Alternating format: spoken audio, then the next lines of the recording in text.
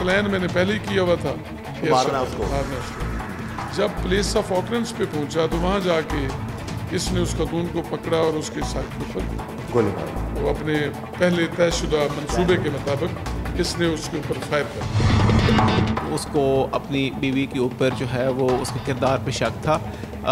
वो प्लानिंग के तहत बाकायदा मनसूबाबंदी के तहत उसको अपने साथ घर से लेकर आया। वहाँ पे कोई कैमरे वगैरह भी नहीं थे और अंधेरा भी था। उस जगह पे उसने जो है वो मोटरसाइकिल रोका, अपनी बीवी को खुद ही उसने सर के अंदर 2 फायर मारे। अस्सलाम वालेकुम नाज़रीन, प्रोग्राम जुर्म बेनकाब के साथ मैं हूं कैसर खान। नाज़रीन, बहुत सारे ऐसे वाक़यात सामने आते हैं जिनमें कोई अपना ही अपने की जान ले बैठता है। एक ऐसा ही वाक़या पेश आया गुजरात में, जिसमें एक शोहर ने बड़े ही जालमाना तरीके से अपनी बीवी के सर में गोलियां मारकर उसको मार डाला और फिर उसे डकैती का रंग दे दिया। आज के प्रोग्राम जुर्म बेनकाब में हम इसी शोहर का जुल्म और जुर्म बेनकाब करेंगे।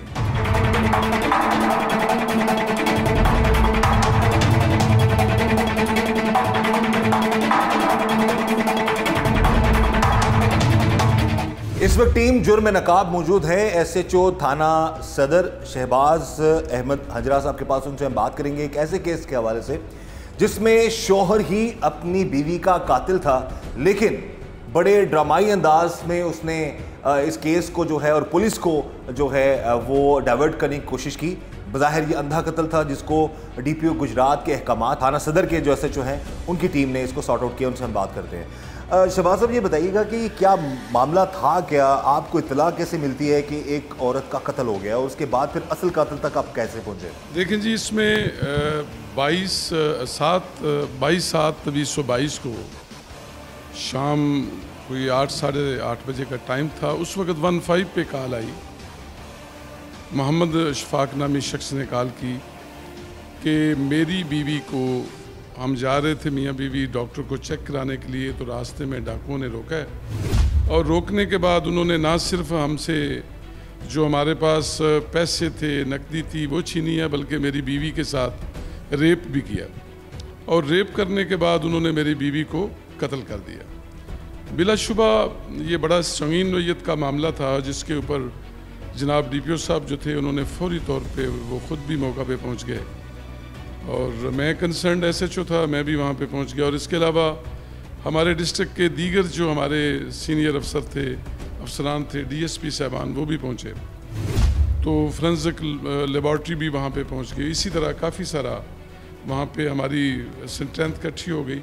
बिलाशुबा जिस तरह का, जिस नोयत का उसने ये वाक़या बयान किया वो बड़ा संगीन नोयत का था और इसमें बड़ी हाइप क्रिएट हो गई।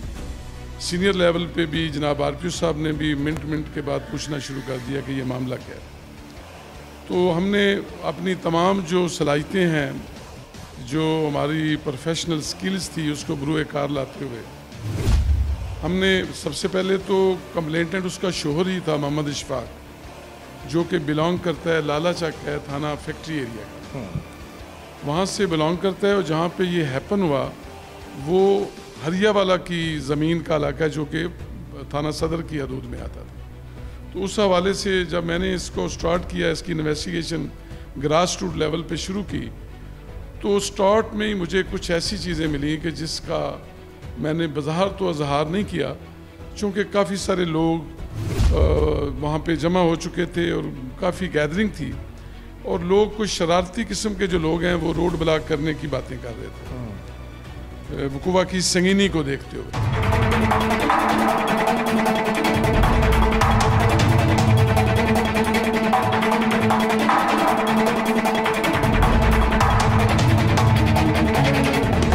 हमारे नुमाइंदा राना शहजाद उनसे बात करते हैं इस केस के हवाले से। जी शहजाद, बताइएगा।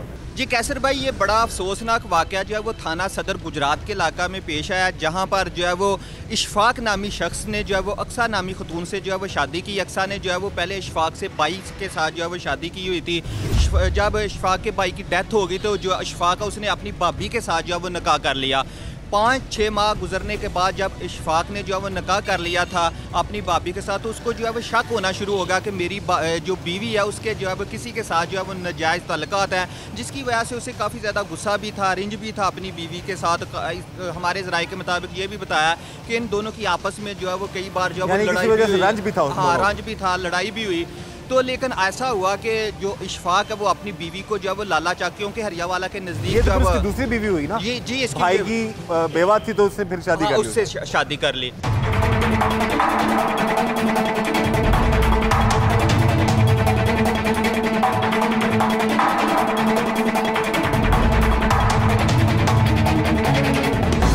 इस वक्त जी टीम जुर्म में नकाब मौजूद है डीपीओ गुजरात सैयद गजनफर अली शाह साहब के पास। उनसे हम बात करेंगे एक ऐसे केस के हवाले से जो कि बज़ाहिर अंधा एक कत्ल था, क्योंकि जो कातिल है वही मुद्दई बन गया।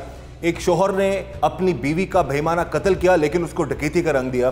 किस तरीके से इस केस को सॉर्ट आउट किया गया, इस हवाले से हम बात करेंगे। और स्पेशली इस तरह के केसेस में जब तक बड़े अफसरान की रहनुमाई ना हो तो SHOs और जो इन्वेस्टिगेशन अफसरान हैं वो बहुत जल्दी उसमें कामयाबी हासिल नहीं करते। तो DPO साहब के स्पेशल अहकामात होते हैं हमेशा गजनफर साहब के कि जब भी कोई मसला हो, किसी के साथ जुल्म हो, तो उस जुल्म को उसका सद्देबाब जल्द से जल्द होना चाहिए। बहरहाल जी, फर्स्ट ऑफ ऑल तो आपको हम वेलकम करें अपने इस प्रोग्राम में। अच्छा गजनफर साहब, बताइए कि ये माजरा था क्या और किस तरीके से इस केस को सॉर्ट आउट किया गया? जी, ये हमें इस तरह से रिपोर्ट हुआ कि एक 15 की कॉल रात को तकरीबन जो है वो 11:30 के बाद जो है वो मौसूल हुई, जिसमें इशफाक नाम का एक बंदा है। उसने ये बताया कि मैं अपनी बीवी के साथ अपने घर से निकल के शहर की तरफ जा रहा था। तो जब मैं जो है वो हरियावाला चौक के करीब आगे उस जगह पे पहुंचा तो वहाँ पे 2 लड़के मोटरसाइकिल के ऊपर खड़े थे। उन्होंने मेरा रास्ता रोका, मेरी बीवी को जो है वो अंधेरे की तरफ साइड पे, रोड के साइड पे ले गए और उन्होंने वहाँ पे उसका पहले रेप किया और फिर उसका मर्डर कर दिया। तो ये इंतहाई सनसनीखेज़ किस्म की जो है वो ये एक वारदात की रिपोर्ट थी, एक इतला थी जो कि हमें मिली। तो फौरी तौर पे इस तरह के जो भी इंसिडेंट होता है, रिपोर्ट होती है, उस पर DPO, मुतलका SP, SDPO, SHO, सारे जितने भी लोग हैं वो मौके पे पहुँचे और फिर वहाँ से जाके हमने अपनी जो कार्रवाई थी उसका आगाज़ किया। तो ये मामला बेसिकली इस तरह से वो रिपोर्ट हुआ था।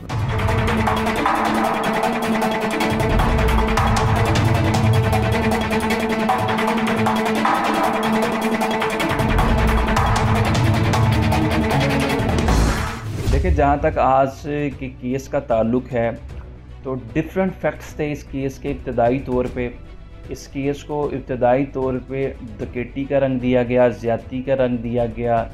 एक शख्स जिसने अपने भाई की बीवी के साथ शादी की और शादी के बाद उसकी ज़िंदगी खुशोहरम गुजर रही थी, लेकिन बाद में उसे किसी दिन ये शकूक व शुबहात हुए कि शायद इस खतून का जो किरदार अच्छा नहीं है, और उस शक की बुनियाद पे उसे अपने घर से ले जाता है, बाइक पे बिठाता है और फिर उसका कत्ल कर देता है। ये सारी वो स्टोरी है जो कि पुलिस की तफ्तीश के अंदर अभी तक मंजर आम पर आई है या जो अभी तक एक्सपोज हो सकी है।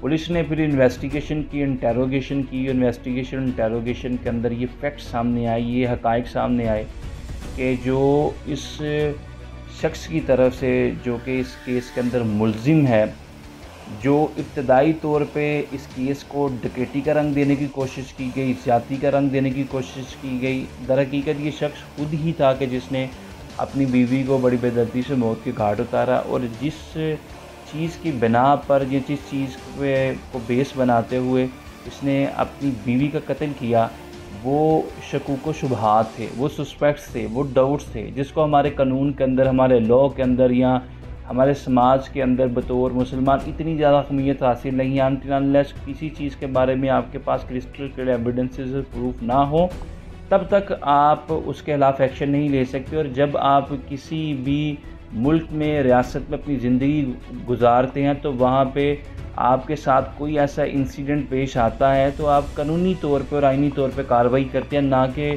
खुद जो है वो किसी को बेदर्दी से मौत के घाट उतार देते हैं। और हमारा जो इस्लामिक लॉ है वो भी ये कहता है कि अगर आप हदूद अल्लाह के अंदर निभा नहीं कर सकते तो अपनी राह जुदा कर ले। मियाँ बीवी एक दूसरे का लिबास है और महज शकूक व शुबहात की बुनियाद पे किसी को कत्ल करना हमारा कानून और आइन के अंदर इस चीज़ की किसी किस्म की गुंजाइश नहीं है। तो इब्तदाई तौर पे जो मुलजिम था उसने इस केस को डकैती का रंग देने की कोशिश की, ज़्यादती का रंग देने की कोशिश की ताकि वो इस केस से बच सके। लेकिन पुलिस की जो इन्वेस्टिगेशन थी उसमें ये हक़ाइक़ सामने आए कि ख़ुद ही इस शख्स ने जो है वो अपनी बीवी का कत्ल किया और लेटर ऑन इसने पुलिस के सामने, आईओ के सामने इकबाल जुर्म भी कर लिया, तराफ़ जुर्म भी कर लिया कि इसने ख़ुद अपनी बीवी को मौत के घाट उतारा है।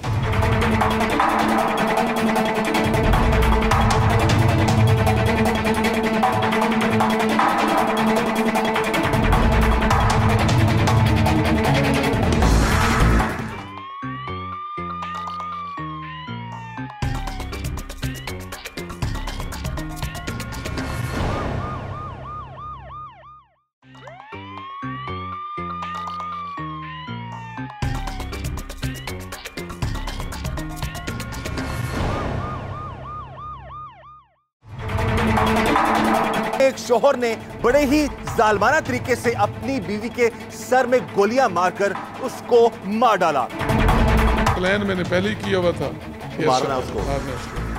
जब प्लेस ऑफ ऑकरेंस पे पहुंचा तो वहां जाके इसने उस खतून को पकड़ा और उसके सर के ऊपर गोली मारी। वो अपने पहले तयशुदा मंसूबे के मुताबिक इसने उसके ऊपर फायर कर उसको अपनी बीवी के ऊपर जो है वो उसके किरदार पे शक था। वो प्लानिंग के तहत, बाकायदा मनसूबाबंदी के तहत उसको अपने साथ घर से लेकर आया। वहाँ पे कोई कैमरे वगैरह भी नहीं थे और अंधेरा भी था। उस जगह पे उसने जो है वो मोटरसाइकिल रोका, अपनी बीवी को खुद ही उसने सर के अंदर 2 फायर मारे। आप जब लोकेशन पे पहुंचे उस वक्त डेड बॉडी, वो सारी चीज़ें, उस सिचुएशन, डेड बॉडी मौके पे मौजूद थी। उस खतून के सर के ऊपर 2 फायर लगे हुए थे और उसका भेजा जो है वो सर का वो वाइट रंग में जो मगज़ होता है वो भी बाहर निकला हुआ था। तो जब वहाँ पे हम पहुँचे तो मैंने जाते ही सबसे पहले जो कंप्लेनेंट था उसका शोहर, उसको ऑब्जर्व किया। उसकी वहीं से मुझे डाउट हो गया कि ही इज़ द कल्प्रेट। अच्छा। लेकिन मैंने उस वक्त चूँकि हालात और वक़्त का तकाजा था, उसको कुछ नहीं कहा जा सकता, चूँकि एक बहुत बड़ी गैदरिंग थी, लोगों का गमो गुस्सा भी था, तो मैंने हालात और वक़्त को देखते हुए मैंने उसको, उस वक्त मैं साइलेंट रहा, बल्कि मैंने अपनी ओपिनियन, अपनी राय का इज़हार अपने सीनियर से भी नहीं किया, क्योंकि इस मौके पे ऊपर कंप्लेंटेंट के ऊपर ही अगर मैं इल्ज़ाम लगा देता फिर उसकी तरफ ज़्यादा लोगों का वो चला जाए, हमदर्दी चली जाती। बिलाशुबा ऐसे ही था।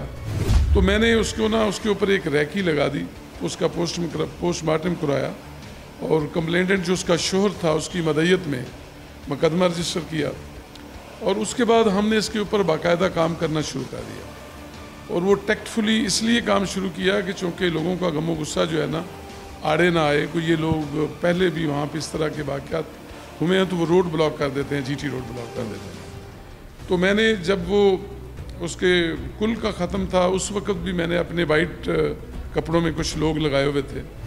मैं उसको कंटिन्यू उस मुलज़म की जो नकलो हरकत थी उसको ऑब्ज़र्व करता रहा। तो उस वक्त सबसे ज़्यादा जो मेरे पास मेन, जब मेरा इन्वेस्टिगेशन पॉइंट ऑफ व्यू से मुझे मजबूत किस्म का उसके बारे में वो डाउट हो गया, शक हो गया, तो वो मैंने उसके उस दिन वाले जो कपड़े थे जिस दिन उसने ये वकूआ किया, वो मैंने कपड़े डिमांड किए और उसमें हमें फ़ायदा ये हुआ कि कपड़े बिलाशुबा उसने धो दिए थे, लेकिन उसकी कमीज़ के ऊपर बहुत सारे खून के छींटे थे जो कि धुलने के बावजूद भी वाज़िया नज़र आ रहे थे। वो एक स्पॉट नहीं था खून का, बल्कि 15-20 थे। वो मैंने कपड़े कब्ज़े में ले लिए। कपड़े कब्ज़े में लेने के बाद फिर हमने उसके ऊपर सवाल जवाब शुरू किया कि ये जो आपके कपड़ों के ऊपर स्पॉट हैं ये कैसे लगे।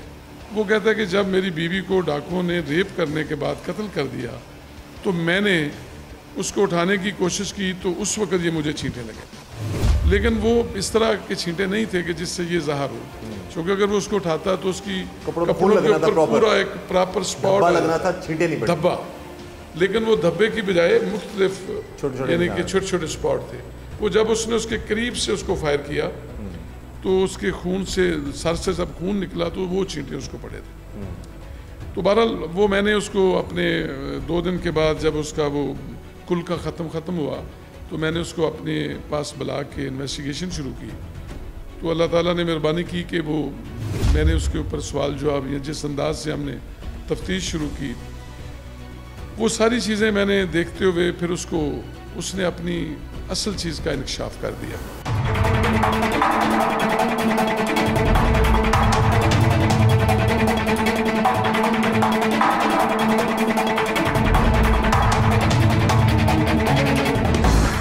जब ये लाला चक रास्त लेकर जा रहा था, क्योंकि उसको बीवी को ये बोला कि आपको जो है हमारे अजीज रहते हैं लाला चक में, तो वहाँ पे आपको लेकर जाता हूँ। ये इरादा कर चुका था उसको मारने का? हाँ, ये बिल्कुल इरादा कर चुका था, क्योंकि उसके ज़हन में ये बात तो कन्फर्म है कि वो आगी हुई थी। उसके ये सोचा हुआ था उसने बदकिरदार होगी, बीवी उसकी बदकिरदार है और उसको जो है वो कत्ल करना चाहता। यानी कि उसके ज़हन में ये पहले उसने प्लान बना लिया हुआ था।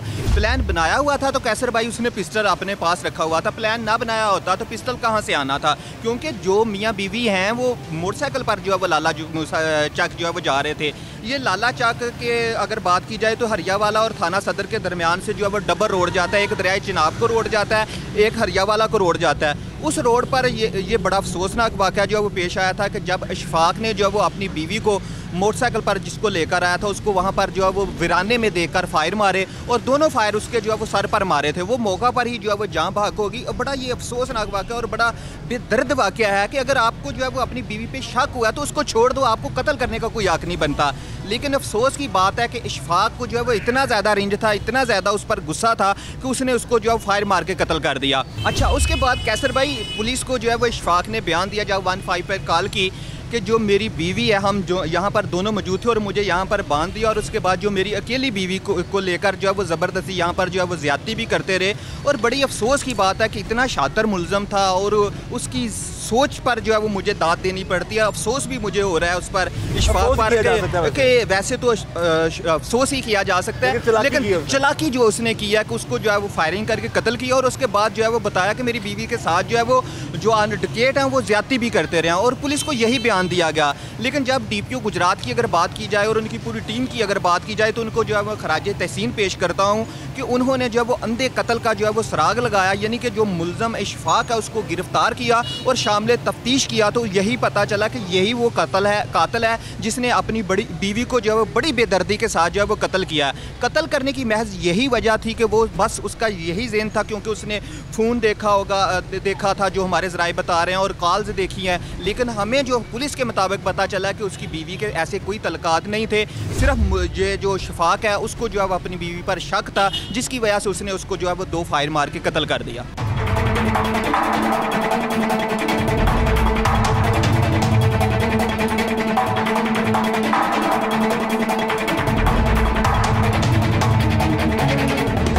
के अंदर जो है वो ये रिवील हुआ कि बुनियादी तौर पे उसको अपनी बीवी के ऊपर जो है वो उसके किरदार पे शक था। वो प्लानिंग के तहत, बाकायदा मनसूबाबंदी के तहत उसको अपने साथ घर से लेकर आया और वहाँ पे एक वीरान जगह जो है उसका पहले से उसने मुंतखब की हुई थी। वो जगह उसने बाकायदा प्लानिंग की हुई थी। वहाँ पे कोई कैमरे वगैरह भी नहीं थे और अंधेरा भी था। उस जगह पे उसने जो है वो मोटरसाइकिल रोका, अपनी बीवी को खुद ही उसने सर के अंदर 2 फायर मारे और फिर उसके बाद जो है वो उसने ये 15 की कॉल चलाई और ये सारा ड्रामा जो है उसने रचाया।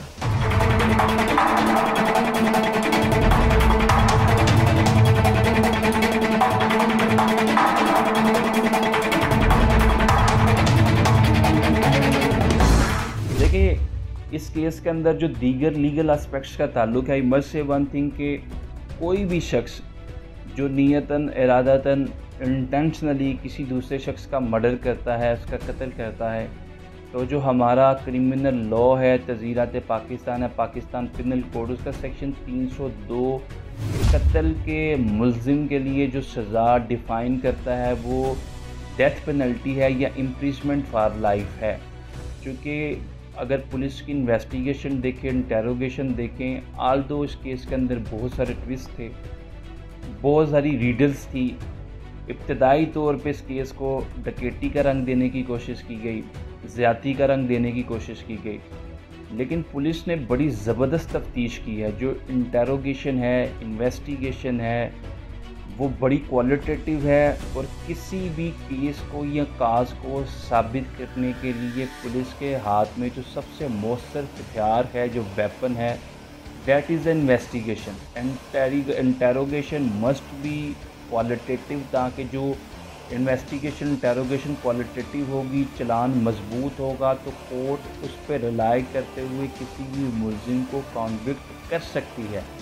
लिहाजा तमाम तर तफ्तीश को देखा जाए और तमाम तर पहलुओं का जायज़ा लिया जाए। It has become open and shut case, और ऐसे केसेस के अंदर जो हमारा ज़ाब्ता मौजूद है या जो हमारा प्रैक्टिस की नॉर्म्स और ट्रेडिशंस मौजूद हैं, उसमें जो सेक्शन 302 की सज़ा बनती है, डेथ पेनल्टी है या इम्प्रिजमेंट फॉर लाइफ है, तो इन स्ट्रिक्ट सेंस ऐसे केसेस के अंदर जो है वो सेक्शन 302 को सामने रखते हुए कोर्ट्स कॉन्विक्ट करती हैं। चूँकि पुलिस का बड़ा मौसर किरदार रहा है, I must admire and appreciate the role of police in this regard, कि जिस तरीके से तफ्तीश की गई और तमाम तर हक़ाइक़ को, सच्चाई को सामने रखा गया और तमाम तर चीज़ों को अनत कर दिया गया। So I highly admire and appreciate the role of police. और इन तमाम चीज़ों पे बेस करते हुए या रिलाई करते हुए पुलिस की चलान पे कोर्ट जो है इसको कन्विक्ट कर सकती है।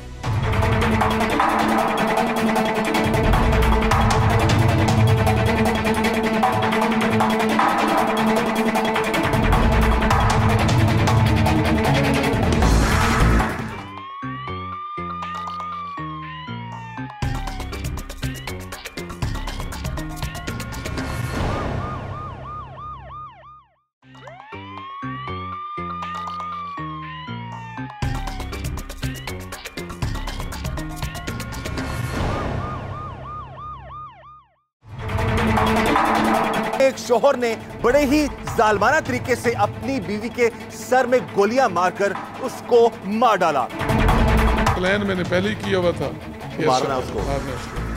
जब प्लेस ऑफ ऑकरेंस पे पहुंचा तो वहां जाके इसने उस खतून को पकड़ा और उसके सर के ऊपर गोली मारी। वो अपने पहले तयशुदा मंसूबे के मुताबिक इसने उसके ऊपर फायर कर। उसको अपनी बीवी के ऊपर जो है वो उसके किरदार पे शक था। वो प्लानिंग के तहत, बाकायदा मनसूबाबंदी के तहत उसको अपने साथ घर से लेकर आया। वहाँ पे कोई कैमरे वगैरह भी नहीं थे और अंधेरा भी था। उस जगह पे उसने जो है वो मोटरसाइकिल रोका, अपनी बीवी को खुद ही उसने सर के अंदर 2 फायर मारे। ये नाज़रीन, शक जो है वो इंसान की ज़िंदगी बर्बाद कर देता है और इसका एक नतीजा आप देख सकते हैं कि इस केस में जो चीज़ सामने आई है कि ये शक करता था अपनी बीवी पर और उस शख्स ने बड़ी बेरहमी से अपनी बीवी को ही गोलियां मारकर कत्ल कर दिया। बड़ा ये शातिर किस्म का क्रिमिनल था। और क्या क्या इस शातिर क्रिमिनल ने जो पुलिस को गुमराह करने की कोशिश की, किस तरह की, ये भी जानते हैं हम अपने नुमाइंदा से। बताओ आप शहजाद की क्या मजीद ये और किस तरीके से पुलिस को प्रेशराइज कर रहा था? कैसर भाई, डीपीओ गुजरात से जब मेरी बात हुई ना, तो डीपीओ गुजरात के पास ये जो इलाका के लोग हैं ना, उनको लेकर गया और कहता था कि मेरे जो मुलजम है, अगर आपने 4-5 रोज़ के अंदर गिरफ्तार ना किए तो मैं जो है वो हरिया वाला रोड, जो रोड है लाहौर जाने वाला रोड है, उसको ब्लॉक कर दूंगा। जीटी रोड को, यानी कि मेन जो है उसको ब्लॉक कर रहा था ये। उसको यानी कि थ्रेट कर रहा था पुलिस को कि आप मेरे मुलजमान जो है वो गिरफ्तार नहीं कर रहे, क्योंकि कातिल तो ये खुद था, लेकिन जो इलाका के लोग थे उनको भी इसने साथ मिला लिया। असल बात ये थी कि जो उसने अपनी बीवी पर जो इल्ज़ाम लगाया था, जो कह रहा था कि मेरे जो डकैत आए थे उन पर उन्होंने जो है इसके साथ ज़्यादती भी किया है, तो ज़ाहिर है जो इलाका के लोग हैं उनके ज़हन में भी जो है वो बात आ रही थी कि बड़ा इसके साथ ज़्यादती की गई और इसकी बीवी के साथ जो है वो बड़ी ज़्यादती की है। लेकिन ऐसा कुछ भी नहीं हुआ था, महज इसका जो है वो कत्ल करने का जो इरादा था इशफाक का, और इसने कत्ल कर दिया। उसके बाद जब ये डीपीओ गुजरात और पूरी टीम को, जो डीपीओ गुजरात की टीम है, SHO जो थाना सदर गुजरात हैं, उनको जो है वो प्रेशर करना चाहता था, इलाका के लोगों को बुलाकर ये चाहता था कि मैं इhtजाज करूं। लेकिन जब पुलिस जो है इस बात पर जो है वो पहुंची और पुलिस ने जब शामिल तफ्तीश किया और जो इलाका के लोग हैं उनसे पूछा, और उसके बाद जो जीटी रोड पर लोग हैं, जो कि ये कितने बजे निकला, बाकायदा जो जीटी रोड पर कैमरे लगाए गए हैं, CCTV, उनको भी चेकिंग किया गया कि ये किस टाइम किस जगह से निकला और कहाँ पर ये वाकया जो है पेश आया। लेकिन पुलिस ने जब शामिल तफ्तीश किया और उसके बाद यही पता चला कि ये शातिर मुलजम ने जो है वो अपनी बीवी को मुद्दई जो है वो खुद कातिल निकला। लेकिन कत्ल, जुर्म और जुर्म कभी छुपता नहीं है, ये बेनकाब जरूर होता है।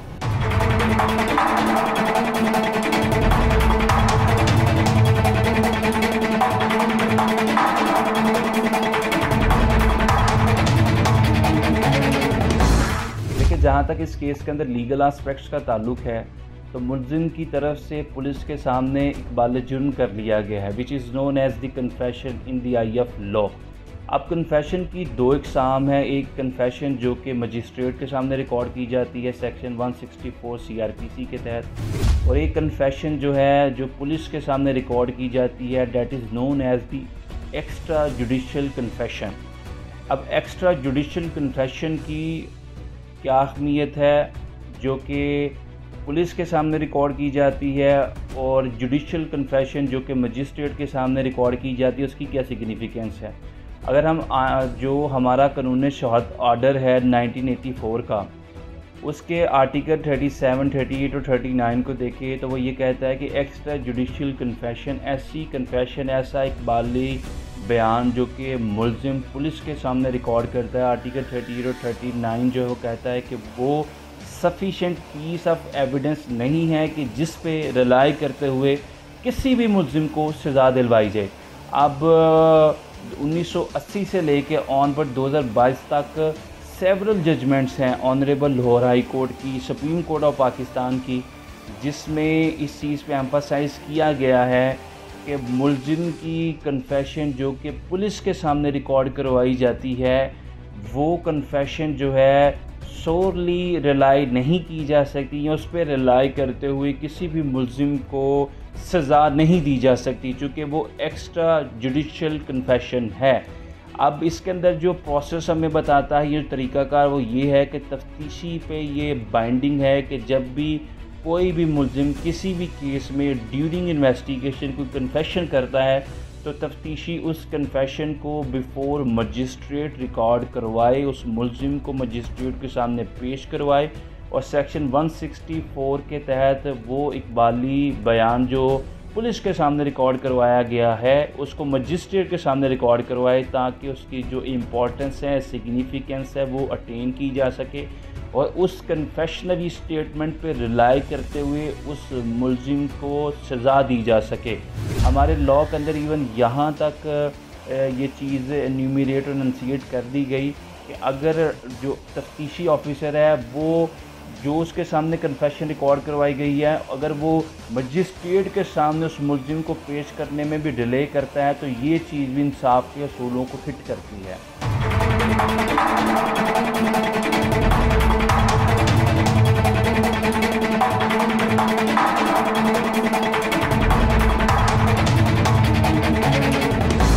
वो कहने लगा कि ये खतून मेरे भाई की बीवी थी जिससे इसके बच्चे थे। मेरा जो भाई है वो रज़ाए इलाही से उसकी वफ़ात हो गई, तो मैंने अपने भाई की बेटियों को देखते हुए, ये ख़ुद भी मैरिड था मोहम्मद अशफाक, मैंने इस खतून के साथ निकाह कर लिया। और ये खतून जो है ये इसके ऊपर मुझे डाउट था कि ये मुख्तलिफ मराहल में सौदा सलफ़ लेने के लिए घर से निकलती थी और 8-8, 10-10, 12-12 घंटे जो है ना इसका कोई पता नहीं होता था कहाँ चला जाती है। तो मुझे डाउट था कि ये खतून मुझे ब्लफ कर रही है और ये बदचलन है। अच्छा, बदचलनी का शुबा था, बदचलनी का मुझे शुबा हो गया। तो मैंने फिर उसकी मज़ीद जो है नकलो हरकत के ऊपर गौर करना शुरू कर दिया। तो जब मुझे इस बात का यकीन हो गया कि ये वाकई ही खतून बदचलन है, तो मैंने एक दिन उसको ये बहाना बनाया, जिस दिन ये वकूआ हुआ है, कि वो प्रेगनेंट भी थी। इसने उसको कहा कि मैं आपको डॉक्टर से चेक करवा के आता हूँ, चूँकि आपकी वो प्रेगनेंसी के हवाले से डेट करीब आ रही है। तो जब मैं वहाँ से प्लान मैंने पहले ही किया हुआ था तो मारना उसको। जब प्लेस ऑफ ऑकरेंस पे पहुँचा तो वहाँ जाके इसने उस खतून को पकड़ा और उसके सर के ऊपर गोली मार, वो अपने पहले तयशुदा मंसूबे के मुताबिक इसने उसके ऊपर फायर कर। और उसके बाद जब हमें मज़ीद इस बात की तकवीत उस वक़्त मिली कि जब हमने इसको पूछा कि ये तुमने जब मर्डर किया तो उसके बाद आपका जो वेपन था, जो वेपन ऑफ ऑफेंस था, पिस्टल था, वो किधर है? तो फिर इसने अपनी पॉइंटेशन के ऊपर वो आला कत्ल जिसके साथ इसने उस अपनी बीवी को इतनी बर्बरियत के साथ कत्ल किया, वो इसने खुद जाकर रिकवर करवा दिया पॉइंटेशन करके। तो इससे जो सारी कड़ियाँ थी कत्ल की, वेपन ऑफेंस भी बरामद हो गया, उसके कपड़ों के ऊपर जो स्पॉट थे वो भी मेन था, फिर हमारे पास मज़ीद जो है वो एविडेंस भी आ गई। तो इस तरीके से जो कंप्लेनेंट था, जो बीवी का शोहर था, वही उसका कातिल निकला। उसने ये सारे का सारा ड्रामा बचने के लिए किया। बिल्कुल सही। यहाँ पर नाज़रीन एक चीज़ बड़ी काबिल गौर है कि कुछ ऐसे जो शातिर मुल्ज़मान होते हैं वो जब प्लान कर लेते हैं कत्ल करने का तो बड़ी बेरहमी से किसी अपने को ही जान से मार देते हैं। जैसे कि एसएचओ साहब ने बता दिया कि उसे शक था अपनी बीवी के किरदार पर। अगर खुदा ना खासा ऐसा कोई मामला था भी तो इसका और हल था, उससे अलहदी इख्तियार की जा सकती थी या उसको छोड़ दिया जाना चाहिए था। लेकिन बड़े एक ड्रामाई अंदाज में उसने प्रॉपर एक कहानी क्रिएट की, एक पूरा उसको फिर दोहराया, फिर उस पर फिर उसने इलाके में जाकर अपनी बीवी को सर पर गोलियां मारी और फिर पुलिस को गुमराह करने के लिए खुद ही फिर 15 पे कॉल भी कर दी। और इतना संगीन केस जो है वो, क्योंकि नॉर्मली मैं कवर करता हूँ केसेस को, तो जहाँ पर इस तरह की चीज़ सामने आ जाए कि जी खुदा ना खास किसी खातून को पहले रेप किया गया उसका, फिर उसको कत्ल कर दिया गया, तो इलाके के लोग भी इसमें ज़्यादा तैश में भी यकीनन आ भी जाते हैं। बाज़ औक़ात फिर वो पुलिस को भी जो है वो इस मामले में जो है वो उनके लिए मुश्किलात पैदा करते हैं। लेकिन बड़ी अक्लमंदी से DPO गुजरात के अहकामात पर गुजरात पुलिस ने काम किया है और असल कातिल तक पहुँचे हैं, क्योंकि कत्ल का मामला जो है वो बड़ा नाजुक होता है, संगीन होता है ये मामला,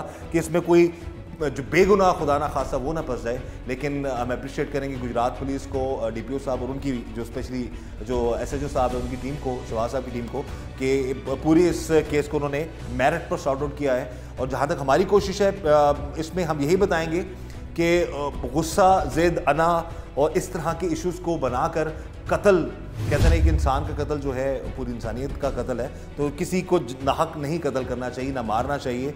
बहरहाल जो लोग ये समझते हैं कि कत्ल करके वो बच जाएंगे तो उनकी खाम ख्याली है।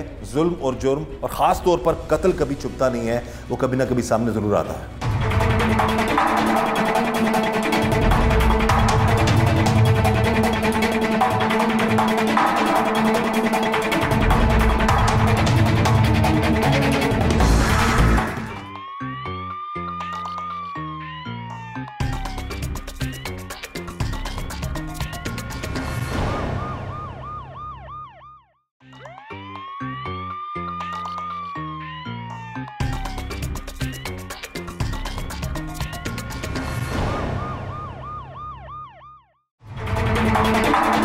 एक शोहर ने बड़े ही जालमाना तरीके से अपनी बीवी के सर में गोलियां मारकर उसको मार डाला। प्लान मैंने पहले ही किया हुआ था मारना उसको। जब प्लेस ऑफ ऑकरेंस पे पहुंचा तो वहां जाके इसने उस खातून को पकड़ा और उसके सर के ऊपर गोली मारी। वो अपने पहले तयशुदा मंसूबे के मुताबिक इसने उसके ऊपर फायर कर, उसको अपनी बीवी के ऊपर जो है वो उसके किरदार पे शक था। वो प्लानिंग के तहत, बाकायदा मनसूबाबंदी के तहत उसको अपने साथ घर से लेकर आया। वहाँ पे कोई कैमरे वगैरह भी नहीं थे और अंधेरा भी था। उस जगह पे उसने जो है वो मोटरसाइकिल रोका, अपनी बीवी को खुद ही उसने सर के अंदर 2 फायर मारे। देखिए, जहाँ तक इस केस के अंदर सोशल एस्पेक्ट्स का ताल्लुक है, मस्ट से वन थिंग कि हमारी सोसाइटी के अंदर हम इलाकी गिरावट की उन हदों पे आन खड़े हैं कि जहाँ पे बड़े बड़े जराइम करते हुए, बड़ी बड़ी बदकारियाँ करते हुए हम एक लम्हे के लिए तफक्कुर और तदब्बुर नहीं करते कि हमारा जो क्रिमिनल एक्ट है इसके क्या कॉन्सिक्वेंसेस होंगे, क्या नताइज हमें भुगतने पड़ेंगे, हमारे अहल-ओ-याल को भुगतने पड़ेंगे, या हमारे इतराफ़ व इनकाफ में जो लोग हमसे कनेक्टेड हैं, लिंक्ड हैं, उनको भुगतने पड़ेंगे। इस केस के अंदर भी मैं ये समझता हूँ कि बेरवरवी की इंतहा को बरता गया और शकूक व शुबहात की बुनियाद पे एक खातून को मौत के घाट उतार दिया गया। चूँकि हमारे कानून के अंदर जब भी हम एविडेंस की बात करते हैं या कोर्ट्स किसी शख्स को कन्विक्ट करती हैं किसी एविडेंस की बेस पे, वो एविडेंस जो है that must be a direct evidence.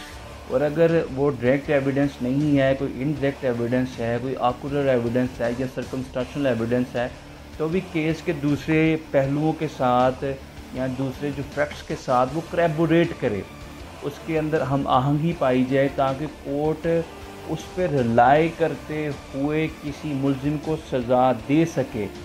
Mayor doubts की बुनियाद पे, शकूक व शुबहात की बुनियाद पे या सस्पेक्ट्स की बुनियाद पे तो कोर्ट्स कत्ल के मुल्ज़िमान को भी छोड़ देती है।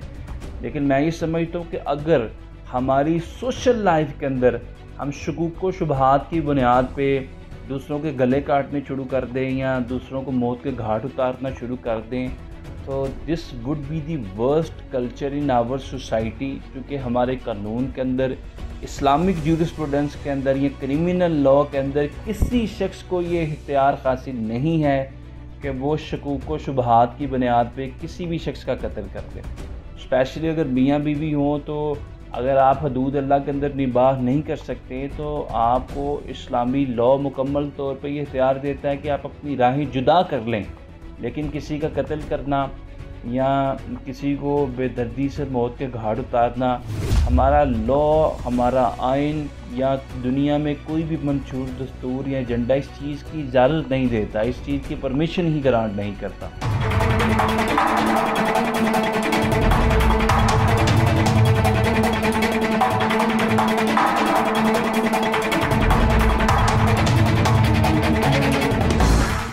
ये जिस तरह आप देख सकते हैं कि डीपीओ साहब ने बता दिया कि नॉर्मली जब जुर्म बे नकाब प्रोग्राम में हम बहुत सारे ऐसे केसेस को जो है हम अपने प्रोग्राम में लेके आते हैं जिसमें कातिल कोई और नहीं होता, खुद ही कोई अपना होता है। और इस केस में उस शख्स ने सिर्फ इसलिए कि उसको अपनी बीवी के किरदार पर शक था, उसको बड़ी बेरहमी से कत्ल किया, फिर उसके बाद पुलिस को गुमराह करने की कोशिश की। ये एक चीज़ बड़ी एक मैटर करती है बाज़ वक़्त, क्योंकि मर्डर में बहुत ज़्यादा जो कहते हैं ना कि कॉम्प्लिकेशन होती हैं कि किसी को प्रॉपर उसके हवाले से एविडेंस लेना। तो इस हवाले से बता दें, एविडेंस स्ट्रॉन्ग है और इस शख्स को कानून के मुताबिक कड़ी से कड़ी जो है वो आपके तौर पर, क्योंकि पुलिस ने तो अपना काम पूरा कर दिया माशाल्लाह। जी बिल्कुल, इसके अंदर हमने केस को हर लिहाज से बहुत मजबूत बनाया है। इसके अंदर जो है वो एक तो जो मौके से हमें खौल मिले थे वो जब हमने भिजवाए PFS से, तो उसके बाद जब मुलज़म जो है, जो कि पहले मुद्दई था और बाद में जब पुलिस ने उससे पूछताछ शुरू की तो फिर उसके बाद उसको तस्लीम किया उसने अपना जुर्म और उसकी सारी डिटेल्स उसने खुद बताई। तो फिर उससे पूछा गया कि आला कत्ल उसने कहाँ से लिया था, वो उसने बताया। उस चीज़ को हमने वेरीफाई किया तो वो दुरुस्त साबित हुई, वो सच बता रहा था। फिर हमने इसे क्या कि आला कत्ल उसने कहाँ पे उसको डिस्पोज ऑफ किया है, छुपाया है, वो उसने एक जगह की निशानदेही की, वहाँ पे जाके जो है वो साला कत्ल को बरामद किया गया। तो वो बिल्कुल वो भी बात वो दुरुस्त बता रहा था। फिर उस साला कत्ल को हमने जो है वो मुतलका लेबॉरेटरी जो है PFS से वहाँ भिजवाया। तो जो खौल वहाँ से मौके से मिले थे उनके साथ जब दुरुस्त मैचिंग हो जाए तो इसका मतलब ये होता है जी कि वो बिल्कुल जो है वो बरामदगी जो है वो रिकवरी जो है जो कि उस मुलज़म ने करवाई है उसकी बुनियाद पे वो दोनों चीज़ें आपस में कनेक्ट होती हैं। तो हमारा जो है वो इसके अंदर बिल्कुल मोटिव भी ये हमारा उसका इस्टेब्लिश है। तो चाहे मोटिव पार्ट हो, चाहे जो है वो वेपन ऑफ ऑफेंस का पार्ट हो, चाहे उस बंदे का अपना जो है वो इतराफ़ हो, चाहे इसके अंदर जो विटनेसेस हैं वो हों, तो हर लिहाज से केस इंशाल्लाह हमारा बहुत मजबूत है। गज़नफ़र साहब, हमारी बेस्ट विशेज़ आपके साथ हैं।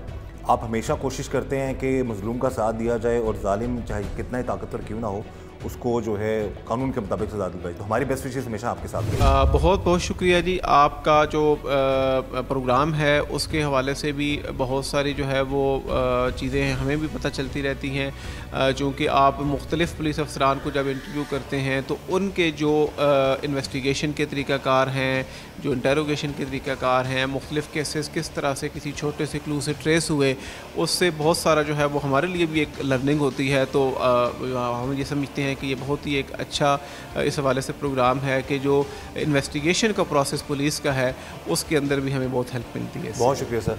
टीम जुर्म नकाब की हमेशा कोशिश रहेगी कि गज़नफ़र साहब जैसे जो अफसरान हैं उनके साथ मिलकर ना सिर्फ जुर्म को बेनकाब करें बल्कि जो जालिम है जिसने जुल्म किया है किसी मजलूम के साथ उसको कानून के मुताबिक सज़ा दिलवाने में अपना किरदार अदा करें। जहाँ तक हमारी कोशिश है इंशाल्लाह हम ये अपनी कोशिश जारी रखेंगे।